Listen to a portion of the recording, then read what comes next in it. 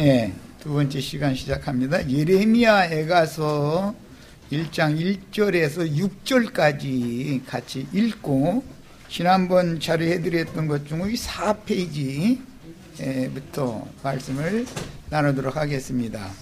자, 예레미야에 가서 1장 1절에서 6절까지 읽습니다.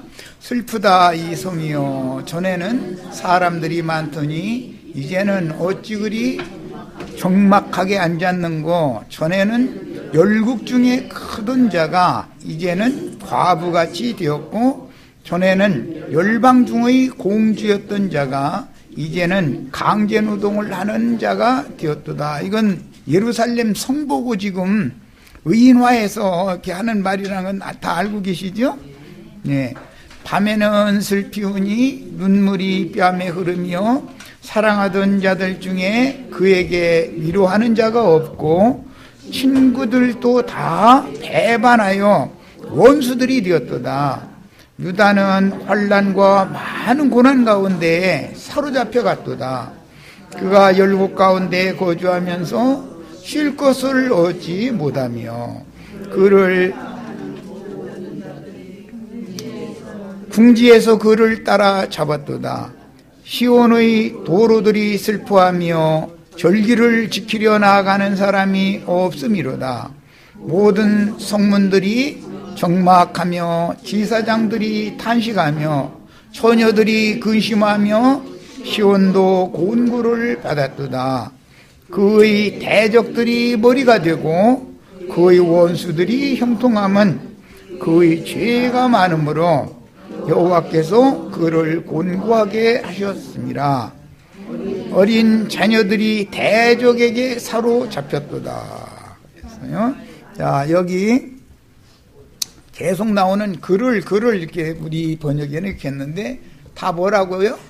그녀를, 예루살렘 성이든 큰 성 바벨론이든 이것은 다 여성형으로 비유를 하는 거예요. 그래서 처녀 예루살렘, 처녀 시온 이렇게 여성형으로 비유를 해서 예루살렘 성이 이제 물질적으로는 한 도시이지만 그것은 하나님의 배필, 하나님의 짝을 상징하는 비유들이다라는 것에 대해서 이해가 있으셔야 되겠고, 지난 시간에 말씀을 드렸던 것처럼 예루살렘 혹은 시온은 구속받은 성도들의 영을 상징하는 것이고, 약속의 땅이라고 하는 것은 구속받은 사람들의 속사람의 새 사람의 마음을 상징하는 것이다. 이런 거에 대해서는 기본적인 지식인 거예요. 이거는 마음에 잘 담아두시고 말씀을 읽어야 돼요. 그래서 예루살렘 성이나 가나안 땅을 여자로 비유를 하는 거다. 이거예요. 그것은 믿는 성도들을 상징하기 때문이다. 그런 말이에요. 자, 이번에는 자료 4페이지를 갑니다. 열왕기하 25장 18절로 21절. 시위대장이 대제사장 스라야와 부제사장 스바냐와 성전 문지기 세 사람을 사로잡고 또 성중에서 사람을 사로잡았으니 곧 군사를 거느린 내시 한 사람과 또 성중에서 만난 바 왕의 시종 5사람과 백성을 징집하는 장관의 서기관 1사람과 성중에서 만난 바 백성 60명이라. 이것은 예루살렘이 3번 침공을 받았기 때문에 여기서는 지금 3번째 마지막 침공을 받을 때의 상황을 지금 기록을 한 내용이에요. 시위대장, 누구의 시위대장이죠? 느부갓네살 왕의 시위대장이에요. 느부사라단이 그들을 사로잡아 가지고 림나는 과거에 바벨론에게 멸망당하기 전 아수르 시리아의 도읍이었어요. 그곳에 지금 바벨론 왕이 원정 나와 있는 거예요. 바벨론의 도읍은 수산성이죠. 바벨론 왕에게 나아가매 바벨론 왕이 하마 땅 림나에서 다 쳐주겠더라. 이와 같이 유다가 사로잡혀 본토에서 떠났더라. 예레미야 52장을 자세히 읽어보면 이 구체적인 내용이 아주 자세하게 설명이 되어 있어요. 역사적인 사실이에요. 그런데 성경의 이야기는 이스라엘의 역사적인 어떤 사건이나 이런 상황들에 대해서 기록을 하고 있지만, 성경이라는 것은 성경의 독자들에게 구원을 얻는 지혜를 주고자 하는 구속사를 말하고자 하는 것이지, 이스라엘 역사를 단순하게 말하고자 하는 것이 아니다라는 걸 기본적으로 아셔야 돼.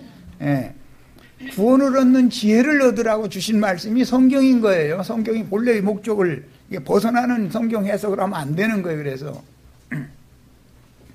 자, 고국과 하나님의 성을 떠난 행인 나그네들을 그녀라고 지칭한 것은 과부와 공주의 예에서 보듯이 예루살렘과 유다 백성들은 하나님의 배필이기 때문인데, 성경은 항상 시온 예루살렘을 여성용사로 기록하는 것은 한 남자와 여자로 상징되는 그리스도와 교회에 대한 예표이기 때문이다. 성경을 이해하는 기본 관점이에요. 하늘은 나의 보좌요 땅은 나의 발등상이다 그랬는데, 하나님의 보좌가 있는 곳이 예루살렘이죠. 그러니까 예루살렘은 하나님의 보좌예요. 가나안 땅은 하나님이 약속으로 주신 땅이에요. 이제 이것을 돌아온 무리가 예루살렘을 재건하면 새 예루살렘이 되는 것이고, 돌아온 무리가 가나안 땅을 다시 회복을 하면 이것은 새 땅이 되는 거예요. 이 말은 예수 그리스도의 구속을 받아서 주님의 은혜를 입은 성도들의 심령과 마음이 완전히 그리스도의 것으로 회복이 되면 새 하늘과 새 땅이 되는 거예요. 예루살렘이 회복된다는 것은 형제 자매님들의 구속받은 양심이, 영이 회복된다는 뜻이에요. 영이 회복되면 영의 중심 기능인 지성소, 핏부림 받은 양심이 회복되는 것을 상징한다 이런 말이에요. 성경을 이해할 때는 이런 기본 관점을 가지고 성경을 읽으셔야 돼요. 자, 오늘 말씀해 보면 이제 처녀 시온, 시온이 근심하며 공고를 받았다 이랬는데, 사무엘하 본인의 성경책으로 다 찾아보겠습니다. 이해를 좀 시킬 필요가 있는 문제가 있어서 그래요. 5장 7절로 9절을 일단 보겠습니다. 사무엘하 5장 7절 9절 읽겠습니다.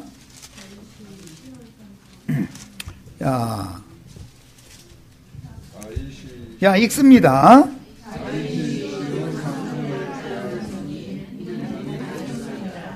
네. 더 읽어나갑니다. 예.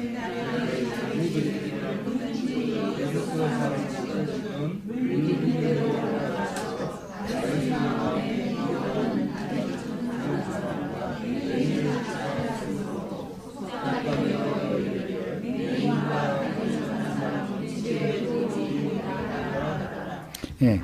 자, 이 시온산성은 원래 가나안 7족속 중에 맨 나중에 멸망받은 다윗 때 족속이 여부스 족속이었죠.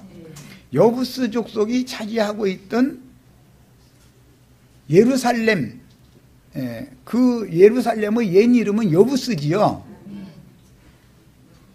여부스 족속의 도읍이었기 때문에, 그 거처였기 때문에. 그런데 그 여부스를 다윗이 침공을 해서 정복을 한 다음에 그 여부스가 차지하고 있던 예루살렘을, 시온을 이름을 고쳐서 다윗성이라고 불렀어요.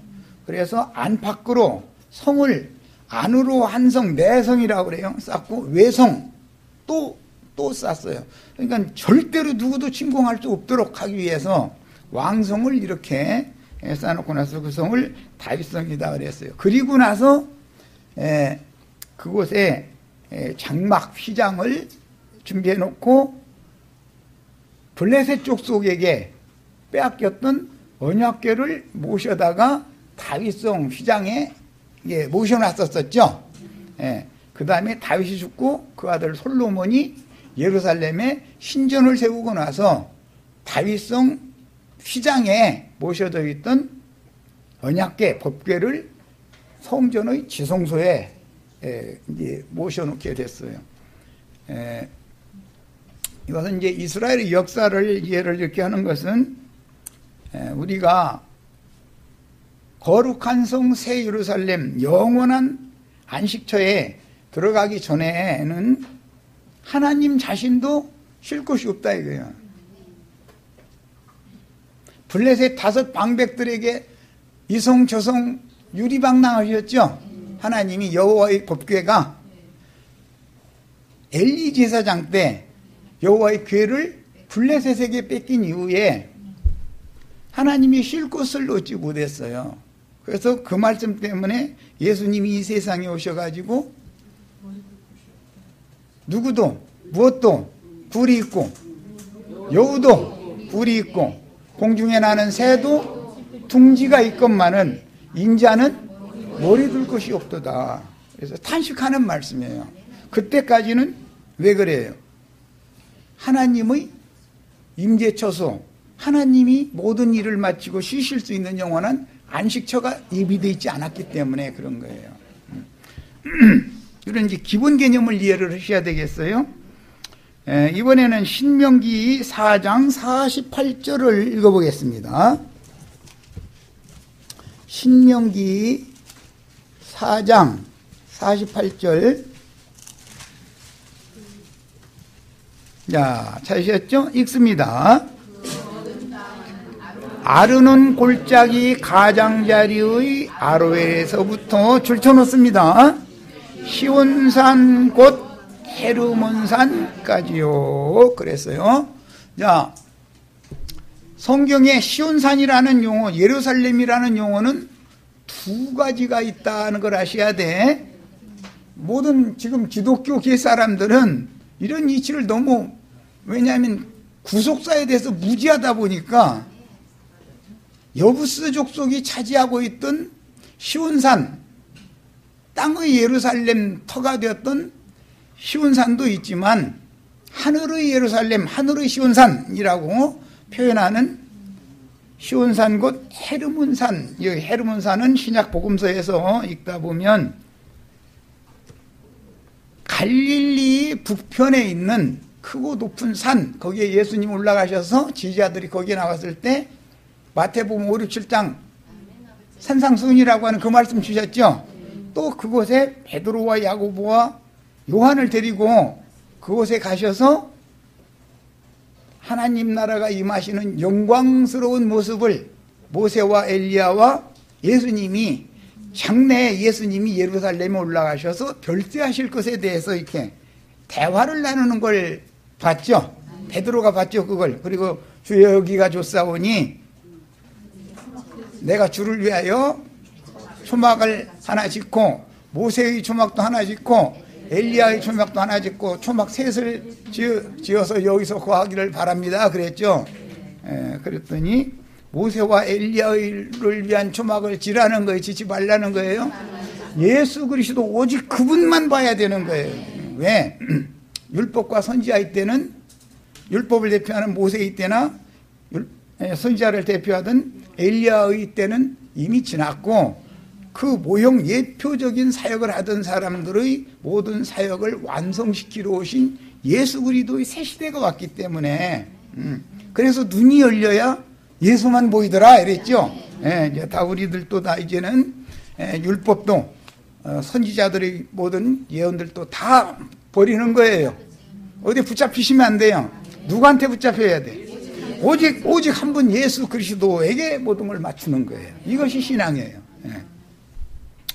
자, 갈릴리 북편의 크고 높은 산에 대해서 이해를 잘 하셔야 돼요. 그러면 이 산은 히브리서 12장에서는 너희가 이른 곳은 하늘의 시온산과 하늘의 예루살렘에 너희가 이르렀다 그랬어요. 앞으로 이룰 것이다가 아니에요. 새 예루살렘은 바벨론의 포로로 사로잡혀갔다가 돌아온 무리를 통해서 예루살렘 성이 회복되고 가나안 땅이 회복이 되면 새 예루살렘과 약속의 땅이 회복되면 새 하늘과 새 땅이 실현된다, 그 말인 거예요. 이 말은 우리 형제 자매님들의 신앙 양심과 영과 형제 자매님들의 마음이 예수님의 양심과 예수님의 마음과 하나가 되어져서 회복된다, 그 말이에요. 첫 아담의 저주받은 처음 하늘 노시되게 한다 그랬죠. 저주받은 땅은 철이 되게 한다고 그랬죠. 저주받은 처음 하늘과 처음 땅, 그것은 첫 아담의 영과 첫 아담의 마음을 상징한 것인데, 예수 그리스도의 영과 예수 그리스도의 마음에 우리가 연합이 돼서 회복되는 얘기가 성경 이야기다, 이런 말이에요. 이 얘기가 이해가 안 되면 이 사람은 생명을 얻되 풍성히 얻는 사람이 아니고 인간 지식만 머릿속에 잔뜩 쌓아놓다가 망하는 거예요. 자기 지식으로 망하는 거예요. 그런 일이 절대 없기를 바라요. 하나님이 우리에게 주시는 말씀은 모두 나 자신의 영혼이, 또 형제 자매님들 모두의 피로 사신 영혼들이 하나님의 나라로 세워지고 실현되는 거예요. 이것이 성경의 구속사인 거예요. 기본 관점을 잘 이해를 하셔야 되겠어요. 자, 갈라디아서 4장 25절로 26절에 보면 지금 있는 예루살렘, 위에 있는 예루살렘이라고 예루살렘이 두 개가 나오죠. 우리는 지금 팔레스타인 땅에 있는 땅의 예루살렘을 추구하는 사람들이 아니죠. 무슨 예루살렘? 위에 있는 예루살렘에 우리가 현재 이르러 있어야 되는 거예요. 죽은 다음에 가는 것이 아니에요. 지금 하나님의 보좌에 우리가 함께 앉히신 바가 되었으면 이 사람들은 그리스도인들이라 그러고 참지자들이다 그래요.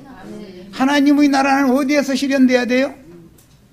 나의 영과 나의 마음에서 이루어져야 돼요. 앞으로 무슨 좋은 나라가 어디 온다, 뭐 어디 가면 있다, 그런 얘기하면 다 쓸데없는 소리 하는 거예요. 나와 상관없으면 다 소용없는 소리죠. 성경을 이해하는 기본 관점을 일단 말씀드렸어요. 자, 이번에는 시온의 도로들이 이제 4절로 갑니다. 슬퍼하며 절기를 익히러 나가는 사람이 없음이로다. 시온은 인격화되었죠. 그런데 시온의 도로라고 하는 것은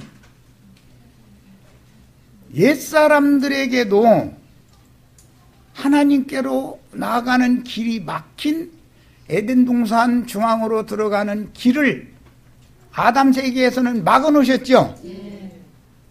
뭘로? 두루 도는 화염공원을 가진 그룹들을 시켜서 그걸 지키게 했어요. 그래서 새롭고 산 길을 내시기 위해서 예수님이 오셔서 십자가에서 자기의 육체를 찢으심으로 하나님의 영광 앞에 나아가는 새롭고 산 길을 열어주셨어요. 이것이 복음이에요. 그러면 우리는 시온의 대로를 차지하죠. 그런데 옛 길을 자꾸 가고자 해요. 그런데 왜? 옛 길은 찾는 이가 많고 가고자 하는 사람들이 너무 많은 거예요. 또 옛 길을 통해서 가면은 사실은 지옥불로 들어가는 문이 도착되게 돼 있는데 그 문은 크고 넓어서 찾는 이가 많은 거예요. 주님께서 새로 열어놓으신 새 하늘과 새 땅에 계신 조물주 하나님의 영광 앞에 나아가는 길을 찾는 자가 너무 적은 거예요. 왜? 문이 다르고 길이 다른 거에 대해서 너무 모른다. 혈과 육에 있는 저주받은 아담의 양심과 아담의 정신세계를 가지고 사는 사람을 옛사람이다 그래요. 저주받은 사람들이에요. 그 사람들은 하나님의 영광 앞에 나가기 위해서 율법을 열심히 지켰죠.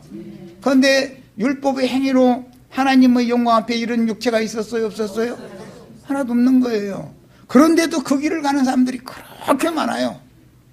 개인적으로 이렇게 만나보면은 성경 아는 지식도 아주 예수님보다도 성경 지식이 더 많은 것 같아. 내가 들어볼 때는 아주. 그 사람 보고 나 그래 허다하다 이렇게 듣다가 더 이상 못 들어주겠다 싶으면 당신 주님 앞에 서는 날 가서 예수님한테 성경 지식 가지고 한번 따져야 되겠다고. 누구 지식이 더 맞은지. 예수님 보고 나 이게 성경이 몇 장 몇 절 몇 장 몇 절 원어가 어떻고 뭐 이런 사람들 만나면 답답하죠.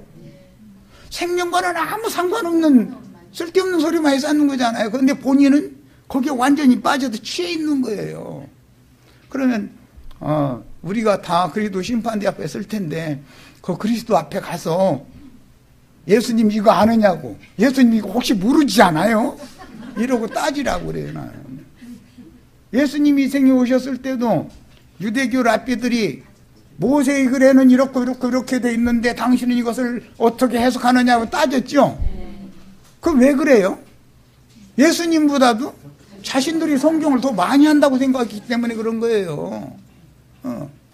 얼마든지 그러고 착각 속에서 있다가 지옥 자식이 멸망의 자식이 될 수가 있는 소지가 너무 많은 것이 성경이다 이거예요. 왜? 생명을 추구하지 않고 선악을 아는 지식을 자꾸 추구하니까 그런 거다 이거예요. 선악을 아는 지식은 사람을 정령 죽이는 거예요, 살리는 거예요? 죽이는 거예요. 생명나무 실과와 생수를 마셔야 사는 거예요. 그래서 예수님이 나는 너에게 생명을 주러 왔다. 내 앞에 온 자들은 전부 절도요 강도들이고 그들은 담 너머로 온 자들인데 그들은 다 도적질하고 죽이고 멸망시키러 온 것이다. 그랬어요. 예수님 앞에 온 사람은 누구를 염두에 둔 거예요? 모세와 엘리야를 염두에 두고 하는 말이에요.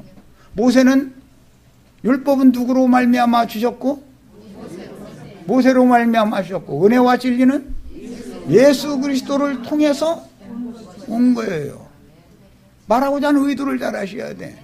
그래서 유대교 랍비들은 늘 예수님 만나면 우리는 모세의 제자고 네 제자가 우리는 되기 싫다. 늘 그러잖아요. 예수님의 제자가 돼야 돼요? 모세의 제자로 끝까지 남아야 돼요? 확실해요? 영과 생명의 말씀을 받으셔야지 조문의 율법 말씀에 붙잡히면 안 된다 이 말이에요. 의문의 지식을 많이 추구하면 그 자기 지식 때문에 그것이 어둠이 되고 수건이 돼서 죽는다 이 말이에요. 이걸 잘 아셔야 돼. 자, 그런데 절기를 지키러 7절기가 있지만 1년 3절기는 의무절기죠. 예루살렘에 절기를 지키러 가는 거예요. 그랬는데 그때는 도로가 꽉 찼다, 사람들이 미어졌다 이거예요. 아무리 먼 나라 이방 땅에 있어도 20세 이상 된 이스라엘 사람이면 다 절기를 지키러 왔어야 됐기 때문에 몇백만이 모이는 거예요. 자, 그러더니 예루살렘이 무너지고 예루살렘의 기득권자들이, 예루살렘의 머리로 세움을 받은 자들이 왕족들과 제사장족들과 자칭 선지자라 하는 거짓 선지자 무리들과 모든 기득권자들이 사로잡혀 가고 나니까 성은 무너졌고 성전이 회파됐는데 절기를 지키러 올 사람이 누가 있냐 이거예요. 오늘날 지금 큰성 바벨론 세상교회 지금 꽉꽉 메어 차다가 불과 20, 30년 전에 무슨 유명한 부흥광사님 오신다면 꽉꽉 찼죠. 새벽 기도회 한다면 꽉꽉 찼어요. 산속마다 경치 주는 곳에는 기도원 차려놓으면 꽉꽉 미어졌어요. 지금은 거기 개미새끼야 말이 안 가요. 왜? 하나님 말씀이 이렇게 이루어진다 이거예요. 왜? 자기네들 스스로 머리 노릇하던 세상교회의 우두머리들이 자기네들 스스로 자기네들의 무덤을 파놨다 이거예요. 세상 사람들이 똥바가지 같다. 저 말락에서 본 그랬죠? 똥바가지 갖다 그 얼굴에 끼얹어 버린다는 거예요. 그냥 똥 뒤집어 써도 맛있다는 거야. 그래도 좋대 뭐. 세상 사람들한테 똥바가지 뒤집어 쓰는데도 창피한 줄을 몰라. 안 할 소리지만 목사라고 안 씁니다. 세상 사람들은 뭐라고 해요? 먹는 것만 탐하는 자다. 도둑놈들이다 그래요. 먹사라고 그래요. 아니 그런 소리를 듣고도 창피하지도 않아? 우리는 진리를 바로 아는 지식을, 정말로 영과 생명의 말씀의 지식을 구비를 하셔야 돼요. 그래서 새 사람은 무엇까지 새롭게 하심을 받은 자다? 네. 선악을 아는 지식을 버리고 영과 생명으로 구원을 얻는 참 지식이 새롭게 된 사람 보고 새 사람이다 그래요. 그리고 이 말을 못 알아들으면 여전히 옛사람이에요. 그 사람은 구원하고는 아무 상관없는 사람이에요. 자, 그 다음에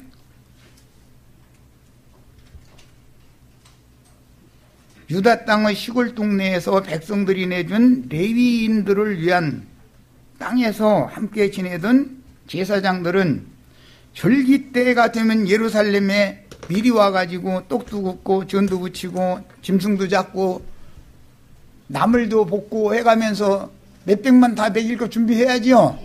그럼 메뚜기 단철이라고 그때 날리는 거지 뭐. 제사장이 지나가면은 다 일어서야죠. 제사장 그 긴 옷 입은 사람이 백성들 앞에 지나가면 백성들 반드시 머리 숙이고 이게 뻣뻣이 앉아서 와주면 안 되는 거예요. 반드시 일어나야 돼요. 그렇게 공경했어요. 그런데 예루살렘이 멸망당하고 나니까 제사장들이 할 일이 있어요, 없어요? 그렇게 됐다 이거예요.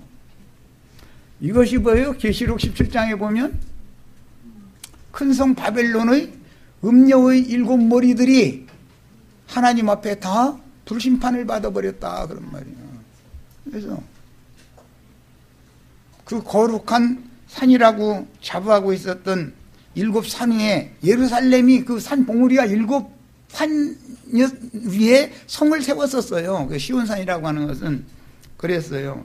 그랬는데 그 7 산, 7 왕들이 하나님의 어마어마한 징벌을 받아버렸다 이거예요. 이날이 반드시 와요, 안 와요? 큰 성 바벨론 무너져요, 안 무너져요? 세상교회 무너져요, 안 무너져요? 절대 안 무너질 것 같으죠? 하나님은 다 하실 수 있어요.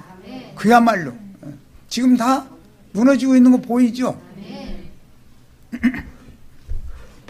야, 그래서 제사장들은 절기가 되어도 할 일이 없기 때문에 단식했고 청년 남정들이 다 사로잡혀가고 도망가고 숨고 그러다 보니까 아무것도 힘이 없는 시온의 처녀들이 남아서 처녀들이 시집갈 소망도 없는 거예요. 총각 자기 마음에 있던 총각 다 도망가 버리고 숨고 뭐 사로잡혀가고 다 그래버렸더니 그래서 시온의 처녀들이 단식하며 제에 앉아서 우는 얘기가 나오는 거예요. 사랑하던 청년 갑자기 어느 날 없어져 버리면 소망이 있어요, 없어요? 없는 거예요. 비유들이다 이거예요. 이게 처녀들이랑 믿는 신자들을 상징하는 거예요. 그런데 믿는 신자들이 하나님의 징벌을 받은 예루살렘이 멸망을 하고 나니까 모든 소망이 다 끊어져 버렸다는 거예요. 그게 예레미야 애가의 중심 주제예요. 그러나 소망이 끊어진 걸로 끝나는 건 아니죠. 물론 왜? 때가 차면 회복의 무리가 있다 하는 거예요. 이게 소망이에요. 하나님은 늘 부활이요 생명이신 분이기 때문에 징벌과 심판을 집행하시지만 남은 자를 두셔서 그들을 통해서 회복을 시키는 역사를 반드시 한다. 새로 시작하신다. 야, 그 당시 이런 역사적인 상황은 모든 신자들이 큰 음녀 교계인 세상 교계로 사로잡혀간 후에 주님의 간증을 지키는 빈천한 백성들, 다 사로잡혀 갔지만 빈천한 백성들은 그 땅에 남겨져 가지고 땅에 동사하며 포도원을 다스리게 했죠. 남은 자들이 있었어요. 그런데 그들은 기득권자들이 아니었다 이거예요. 오늘날로 맞으면 세상 교계에서 신학을 졸업해서 무엇해서 난치한 그런 사람들은 싹 사로잡혀가 버리고 도망가 버리고 남은 자들은 빈천한 자들이요. 천박한 사람들이고 아주 빈곤한 자들이요. 이것이 그들에게만 천국 복음이 전파되는 것이 하나님의 부활 생명이다. 뭐가 가난해야 복음이 그들에게 전파되고 천국이 저희 것이 되는 것이다. 아는 것이 많은 사람은 천국을 취할 수가 없어요. 생명을 얻을 수가 없는 거예요. 성경은 생명을 다루는 책인 것이지 무슨 선악한 지식을 다루는 책이 아니에요. 그게 아무리 많으면 무슨 소용이 있어요. 그것과 자기 구원이 상관이 없으면 무슨 소용이 있는 거예요. 그게. 우선 나부터 잘해야 되잖아요. 우리는 이런 성경을 통해서 큰 교훈을 얻어야 하는데, 창조의 근본이신 주 예수께서 오는 세상의 모든 교회들이 진리의 말씀이신 참 하나님을 버리고, 하나님 말씀이죠. 말씀이 육신이 되신 분이 인자 예수예요. 인자로 오셨을 때는 예수의 말씀을 들어야 돼요. 예수님이 오시기 전에는 율법과 선지자의 말씀을 맡은 하나님이 보낸 종 선지자들의 말을 들어야 되는 거예요. 그러나 시대가 바꿔졌으면 예수의 말을 들어야 돼요. 구속을 이룬 후에는 지금 주는 영이시니 주 영이 계신 곳에 자유가 있느니라. 율법의 저주에서 해방받아야 된다. 모세의 율법에서 벗어나야 된다.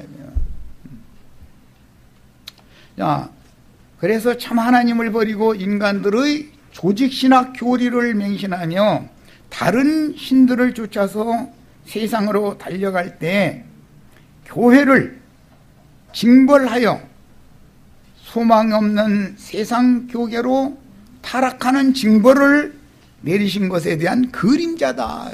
구약 성경은 오늘 우리들의 구원을 위해서 보여주시는 거울인 거다.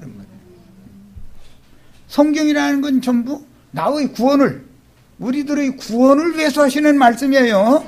네. 다른 교훈으로 세뇌당하신 자들이 다른 용을 받고 다른 예수를 믿음으로 짐승의 몸을 세우지만 여전히 남은 자들이 있다는 사실을 믿고 교회의 회복과 영광을 위하여 기도하며 내가 해야 할 일을 찾아서 충성스럽게 사명을 수행하며 하나님의 영광이 나타나는 날을 고대해야 하겠습니다. 주님의 교회를 로마 제국이 네 번째 나라, 네 번째 짐승 나라였던 로마 제국이 주님의 교회를 기독교화했죠. 313년에 콘스탄티누스라는 사람이 기독교화했어요. 그래서 로마교를 만들었어요. 로마 제국 내에서 출생하면 태어나자마자 뭐가 돼요? 로마 교인이 되는 거예요. 그 사람이 구속받고 거듭났어요? 가라지들이에요? 이해하셨어요?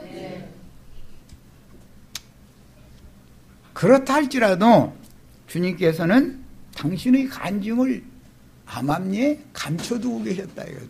누구를 남겨두셨다고요? 빈천한 자들만 남겨두셨다. 그들이 지키는 자들이다. 진리를. 매 세대마다 그랬어요. 매 세대마다. 오늘날 어떤 무식하고 교만한 자들, 자기 스스로 왕 되기를 원하는 자들은 뭐 이만희, 장길자, 박명호, 뭐 종명석이 등등 뭐 해가면서 자칭 스스로 왕이라 하는 자들은 2000년 동안 구원받은 사람 하나도 없어요. 계시로 깨달은 사람 하나도 없어요. 저밖에 계시로 강의할 사람 없고 지 말을 들어야 구원받아. 그렇게 말하죠. 이만희도 장길자도, 그 장길자는 첩이고 장길자 저 남편했던 사람이 안상홍이라는 자잖아요. 안식일교 엘리야 복음 선교회라는 거 차려갖고 했던 박명호잖아요. 또 종명석이 다 지들이 신들이에요. 그런 사람들이 우리나라만 해도 40몇 명이래. 그건 뭐 40몇 명 넘을 거예요, 지금은 이제. 하나가 늘어도 늘지 줄어들겠어요. 그 사람들 잘 죽지도 않아. 왜 그렇게 오래까지 사나 모르겠어요. 없어지지도 않아. 그럼 누구 하나 죽으면 또 생겨. 반드시.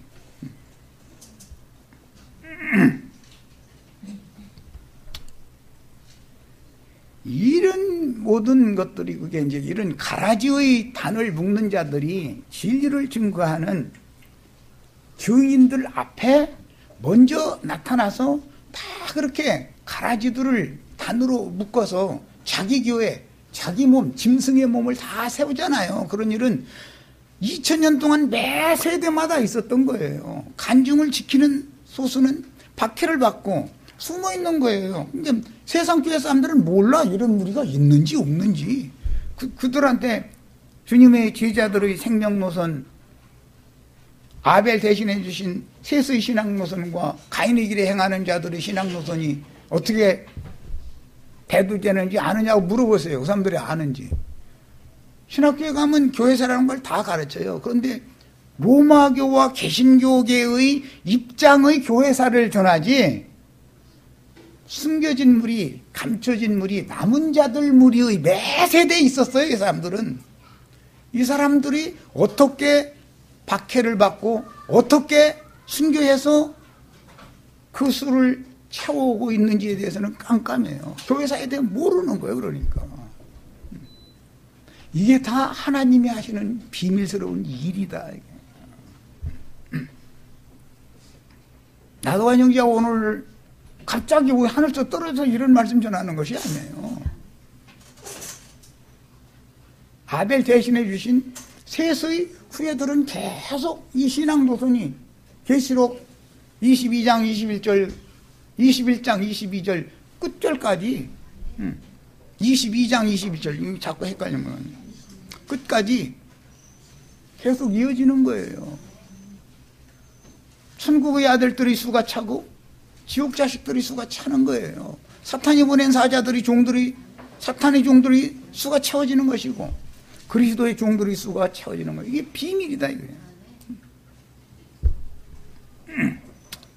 이런 애가는 오늘날 기독교계를 상징하는 큰 성 바벨론, 곧 많은 부류의 짐승들을 타고 앉은 큰 음녀인 세상교계에 속한 성당이나 예배당에 예배하러 모이던 신자들이 발길을 끊음으로 성당 예배당마다 통통 비고 적막하게 되는 날이 반드시 올 것이다 라고 하는 것을 보여주는 것이다. 시온으로 가던 길이 적막해졌고 사람 구경할 수 없게 된다. 하나님 말씀인데 이것이 안 이루어져요? 구약성경은 신약성경에서 반드시 성취될 것에 대한 그림자들인 거예요.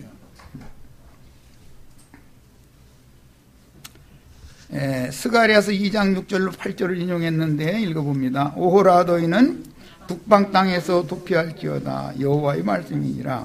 이는 내가 너희를 하늘 사방에 바람같이 흩어지게 하였습니다. 언제 그랬어요? 바벨론에게, 아시리아에게. 바벨론은 큰 제국이었죠. 그래서 많은 나라들을 군사력으로 정복한 다음에 그 각 민족마다 총독들을 세워가지고 다스렸어요. 바벨론은 그래서 연합국인 거예요. 오늘날 미국이 유나이티드 스테이트 이렇게 말하죠. 연합국이다 이거예요. 미합중국이다 이거예요. 연합국이다 이거예요. 각 주들이 모여서 미국이라는 나라를 이렇게 이루고 그런 제도를 했다 이거예요. 주정부마다 주지사가 독특하게 그 주법을 만들어서 다스릴 수 있죠. 그런 제도로 실행을 했어요. 이게 큰 성 바벨론의 제도였던 거예요. 자, 그랬는데 그런 곳에 약속의 땅에 들여보내셨던 하나님의 자녀들, 시온의 딸들을 다 흩어버렸다 이거예요. 열국 중에 하나님이. 그것은 주님의 교회가 세상 교회들에게 다 사로잡혀갔다 그 말이에요. 무슨 장로교니 침례교니 감리교니 여호와 증인이 뭐 안식일이니 뭐 하여튼 얼마나 교파들도 많은지 다 암기도 못해 이놈 거. 다 사로잡혀갔다 이거예요. 그러나 때가 되면 하늘 끝에서 땅 저 끝까지 자기의 택한 백성들을 불러 모신다. 흩을 때가 있으면 모을 때가 있게 마련이에요. 야, 바벨론 성에 거주하는 시온아. 야, 시온 성에 거주하던 시온이 바벨론 성으로 사로잡혀 가고 나니까 시온이 어디에 거주하게 됐어요? 바벨론 성에 거주하게 됐다는 거예요. 이게 뭐예요? 주님의 교회가 세상 교회로 다 잡혀가서 거기에 거하고 있다 그 말이에요. 그러므로 때가 되면 나팔 부는 자들을 보내서 추수꾼들을 보내서 내 백성은 거기에서 나와서 그녀의 죄에 참여하지도 말고 그녀가 받을 형벌을 함께 받지 말아라 라고 전도를 하게 하는 거예요. 그 다음에 본문에서 그 뒷줄을 안 읽었구나.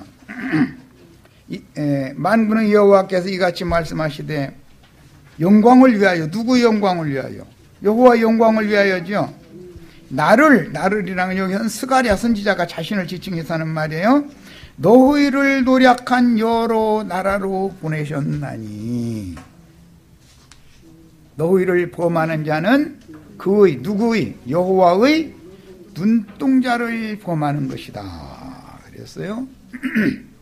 지금 여기서는 스가랴 선지자가 너희를 노력한 여러 나라로, 이건 큰성 바벨론의 여러 나라들로 스가랴 선지자를 보냈다 이제 그 말인데, 이것은 훗날 하나님 아버지의 보내심을 받아서 천국 말씀을 가지고 오셔서 자기 택한 백성들을 자기에게로 불러 모으실 예수 그리스도에 대한 예표의 사람이었다 그런 말이에요. 더 나아가서 예수 그리스도의 성령께 보냄을 받은, 계시록 용어로는 온 땅의 주 앞에 모셨었다가 보내심을 받은 하나님의 일곱 영들이요 그들이 일곱 눈들이다 그랬어요. 야, 영은 곧 눈이에요. 눈인데 그 눈이라는 말은 이사야서 읽어보면 이사야 선지자가 뭐라 하냐면 눈은 선지자들이다 이렇게 말해놨죠. 여호와의 눈동자라는 건 하나님이 보낸 종 선지자들을 말하는 거예요. 계시가 밝은 사람들이다 이거예요. 그래서 한 돌에 일곱 눈이 있는데 앞뒤로 눈이 가득한 돌도 있고, 음녀 교회에는 짐승의 보면은 앞뒤에 참남된 이름들이 가득하다 그랬어요. 하나님의 눈들이 가득한 반석이신 그리스도의 터위에 세워진 교회를 회복해야 되는 거예요. 큰 반석은 그리스도를 상징한 거예요. 그런데 그 반석은 앞뒤에 뭐가 가득하다? 눈들이 가득하다. 그래서 일곱 눈이다 이런 거예요. 그런데 그들이 바로 온 땅에 보내심을 받은 하나님의 일곱 영들이다 이거예요. 그러나 큰 성 바벨론이라 하는 음녀인 짐승의 보면은 뭐가 가득하다? 참남된 이름들이 가득하다 그랬어요. 참남되다는 건 뭐예요? 자칭 나는 그리스도라 하는 자들이 거기서 판친다 그 말이죠. 쉬운 표현으로 하자면. 이걸 구분을 잘 하셔야 되겠어요. 적그리스도들이 그렇게 활동을 하도록 허용을 하시는 것은 이 은혜의 시대이기 때문에, 교회 시대 전기간 동안은 주의 성령도 은밀하게 제자들에게 도적같이 임하시고 당신의 일을 하시지만, 마귀도 자기의 종들을 부지런히 보내는 거예요. 보내가지고 가라지들을 불러 모으는 거예요. 가라지들을. 그래서 제 몸을 세우는 거예요. 자기 몸만 기른다 그랬어요. 그게 짐승의 몸이다 이거예요. 짐승의 몸에는 자칭 나는 그러다 하는 사람들이 머리 노릇을 하게 돼 있다. 오늘 말씀에 보면 5절 그의 대적들이 뭐가 되고 머리가 되고 그의 원수들이 형통하면 근데 그녀의 죄가 많으므로 여호와께서 그녀를 곤고하게 하셨기 때문이다. 머리가 바뀌는 거예요. 주님이 세운 반석의 터 위에 세운 주님의 교회의 머리는 그리스도죠. 그런데 음녀의 머리는 크고 붉은 용의 7머리들이다. 그래서 주님의 교회가 타락하면 대적들이 머리 노릇을 하게 되는 것이다.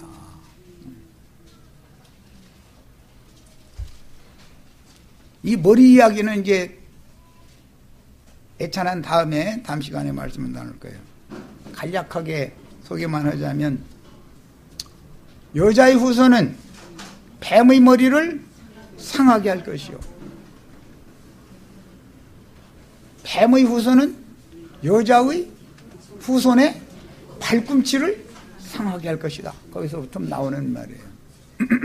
머리로부터 꼬리 이렇게 말하지만 발끝에서 정수리 끝까지, 정수리 끝에서 발끝까지 이렇게도 표현을 해요. 이것은 전신을 지금 말하고자 해서 그렇게 말을 하는 거예요. 남자는 그 부모를 떠나서 여자와 합하여 한 몸을 이루어라 그랬어요. 그러면 남자가 머리가 되고 여자는 몸이 되는 거죠. 두 머리가 계속 있으면 가정이 깨져요, 안 깨져요? 여자가 남편이 머리 아래에 들어가야죠. 머리 노릇은 누가 해야 된다고요? 남편이 하는 거예요. 남편이 멋대로 이것저것 함부로 내 몸이라 하면서 다닐 수 있어요, 없어요? 반드시 집에 전화해가지고 나 오늘 무슨 사유가 있어서 시간이 좀 늦겠다든지 어디를 간다든지 반드시 행선지를 알려야죠. 왜? 몸은 누가 주장하니까? 아내가 몸은 주장하니까. 남편이 머리를 아내가 주장하면 안 되는 것이지만 몸은 아내가 주장하는 거예요. 남편이 머리를 해서 내 맘대로 하는 게 아니에요. 이런 이치를 기본적으로 이해를 하셔야, 성경이 말하고자 하는 의미를 하셔야 돼요. 자, 교회가 그리스도를 좌지우지할 수 있어요, 없어요? 머리를 함부로 하면 안 되죠. 순종해야 돼요. 당연히 머리이신 그리스도께. 그러나 주님은 그의 몸을 보양하시고 양육하시는 분이고 당신의 몸을 위해서 당신의 모든 것을 바치는 분이에요. 이것이 성경의 진리예요. 성경은 모두 아담과 하와로부터 시작해서 아담이 자기의 옆구리에서 나온 여자를 보고 뭐라고 표현했어요? 이는 내 살 중의 살이요 뼈 중의 뼈로다 그랬어요. 뼈라는 것은 뼈대 머리이신 그리스도를 동역하는 남자들이에요. 뼈대 있는 집안, 이런 말 들어보셨죠? 살이라는 것은 믿는 성도들이에요. 그래서 뼈와 살이 연합해서 한 몸이 이루어지는 거예요. 여기까지서 마치겠습니다.